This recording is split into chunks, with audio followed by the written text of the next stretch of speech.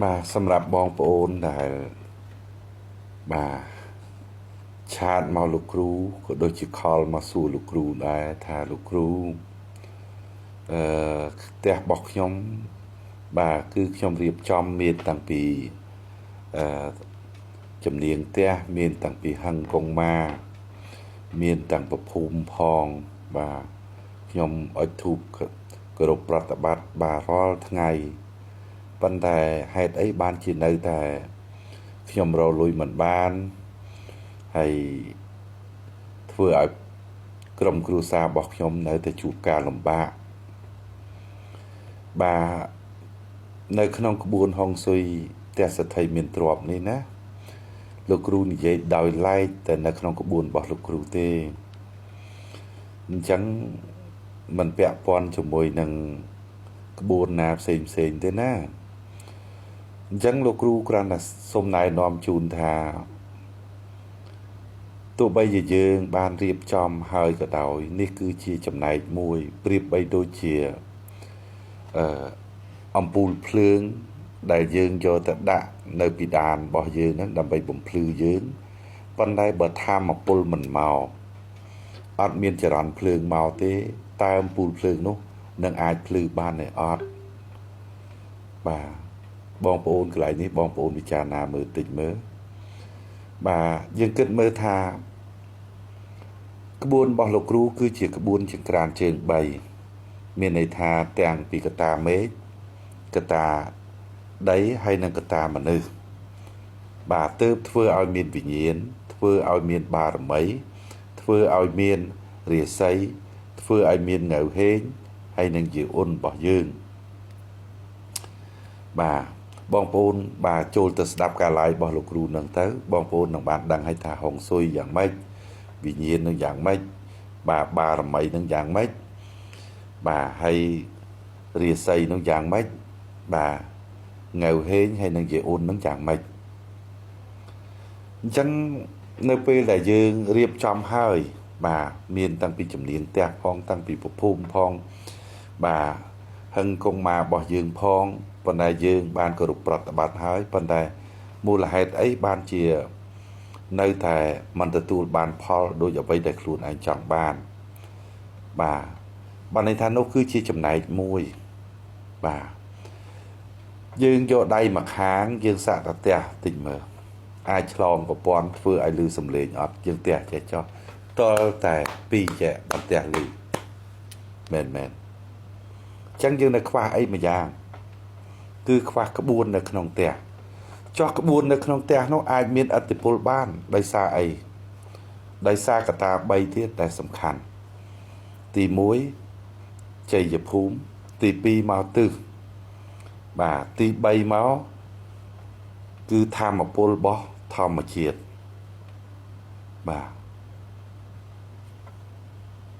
ហើយធម្មពលរបស់ធម្មជាតិហ្នឹងគឺ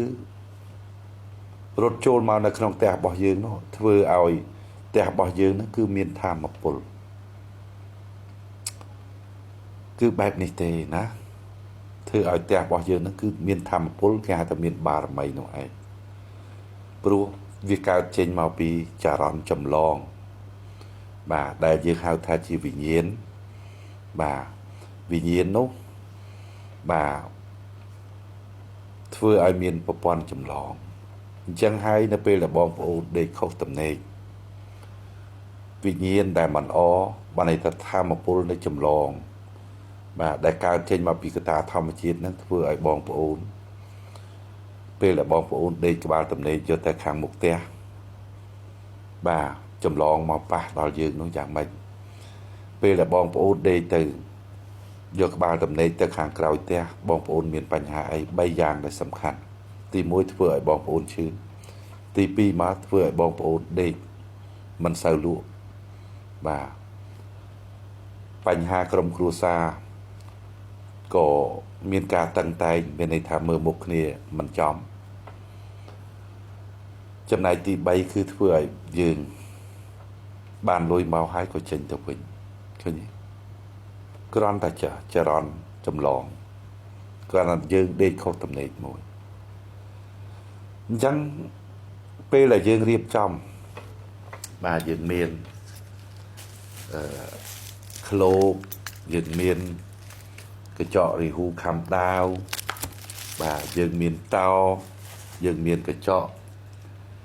ផតហើយនិងកញ្ចក់ប៉ោងដើម្បីកែហុងស៊ុយនៅក្នុងផ្ទះរបស់យើងប៉ុន្តែសួរថាបើសិនជាយើងមិនរៀបចំខាងក្នុងឲ្យបានត្រឹមត្រូវទេតើរបស់នេះហើយនឹងទីជូអ៊ីរបស់យើងគង់ម៉ារបស់យើងទេវតាថែសាបាទសីមាទី1ទី2ទី3ទី4រហូតដល់ទី5តើបាទនឹងមានបារមីអាចជួយយើងបានអត់បាទបើសិនជាគាត់ប្រៀបបីដូចជាអំពូលភ្លើងអញ្ចឹងចាំតែភ្លឺទេធម្មពលពិតប្រកបគឺយើងបានមកពីកតាធម្មជាតិបាទពីកតាមេឃកតាដីបាទ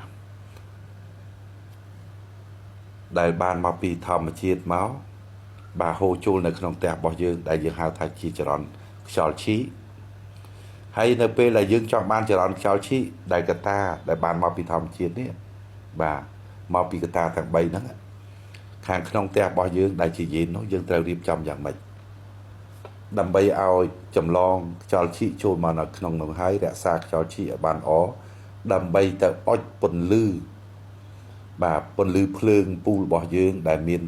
ទេវតាថែសាសីមាទី1ទី2ទី3ទី4ទី5បាទរួមទាំងគង់ម៉ារបស់យើងហើយនឹងទេវតាថែសាជំនាញផ្ទះរបស់យើងបាទដើម្បីឲ្យភ្លឺដើម្បីឲ្យមានបារមីជួយយើងឃើញទេអញ្ចឹងយើងរៀបតែមួយខាងយើងអត់បានរៀប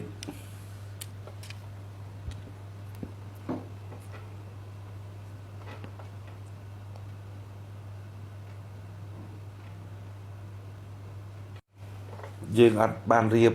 ទទួលយកធម្មពលចរន្តខ្យល់ឈីមកពីកតាធម្មជាតិផងប្រៀបបីដូចជាឌីឡាម៉ូដែលបញ្ជូនចរន្តភ្លើងបាទតាមរយៈខ្សែនឹងមកដល់បានពូលភ្លើងរបស់យើងចឹងចុះបើសិនជាអត់មានធម្មពលនោះមកផងតើពន្លឺពូលភ្លើងរបស់យើងនោះនឹងអាចភ្លឺបានទេมันអាចទេបាទនេះនិយាយឲ្យងាយយល់ណាបាទអញ្ចឹងត្រូវផ្គុំគ្នាទាំងអស់បាទទាំងជ័យភូមិរបស់យើងទាំងទិសរបស់យើងទាំងកតាធម្មជាតិបាទទឹកភ្លើងខ្យល់ភ្លើងកម្ដៅណាបាទពន្លឺថ្ងៃពីដីដើម្បីយកមកផ្គុំគ្នាคล้ายទៅជាចរន្តខ្យល់ឈីមួយហើយយើងរៀបចំចរន្តនោះឲ្យបានត្រឹមត្រូវទៅនឹងធ្វើឲ្យផ្ទះរបស់យើងមានបារមីខ្លាំងណានៅពេលដែលបងប្អូនអញ្ជើញលោកគ្រូផ្សេងក៏ដូចជាអញ្ជើញលោកគ្រូទៅកែហុងស៊ុយផ្ទះឲ្យលោកគ្រូមិនថាលោកគ្រូមិនថាតាលោកគ្រូផ្សេងទេអ្វីដែលមានការព្រួយបារម្ភនោះគឺខ្លាចបងប្អូនបាទធ្វើអត់បានតាមការណែនាំរបស់លោកគ្រូមិនខុសអីនឹងដុកទ័រដូចគ្នាដែរណាប្រាប់ឲ្យយើងលេបថ្នាំក្នុងម៉ោងប៉ុណ្ណេះបើយើងមិនលេបទៅធ្វើមិនបាទទៅធ្វើមិនជាគឺដូចគ្នាបែបនេះឯងបាទការព្រួយបារម្ភភ័យបំផុតពេលដែលអញ្ជើញលោកគ្រូកែឲ្យដូចគ្នាលោកគ្រូនិយាយហើយបើអញ្ជើញលោកគ្រូកែបាទគឺធ្វើយ៉ាងណាបាទសូមឲ្យកែតាមណាធ្វើតាមទៅដើម្បីយើងទទួលយកបាទធម្មពលពិតប្រកបបានន័យថាចរន្តឈីនោះចូលមកនៅក្នុងផ្ទះរបស់យើងដើម្បីអុចបំភ្លឺនៅក្នុងផ្ទះនឹងទាំងអស់គឺបារមីបាទគឺបារមីបាទបន្ទាប់ពីមានបារមីនឹងកើតឡើងហើយសួរថាបារមីនឹងអាចកម្ចាត់អីបានខ្លះកម្ចាត់វិញ្ញាណដែលមិនល្អមិនអាចចូលមកនៅក្នុងផ្ទះនឹងបានទេធ្វើឲ្យអ្នកដែលនៅក្នុងផ្ទះនោះគឺមានរាសីខ្ពស់ទាំងអស់បាទតែរស់ស៊ីអីក៏បានធ្វើអីក៏កើតបាទដល់កុំភ្លេចថាដើមទុនរបស់យើងគឺគំនិតអញ្ចឹងយើងជាបាល់គំនិតនៅជាសិនតែគំនិតនឹងមិនជាទៅធ្វើមិនកើតណោះបាទគឺបែបនេះឯង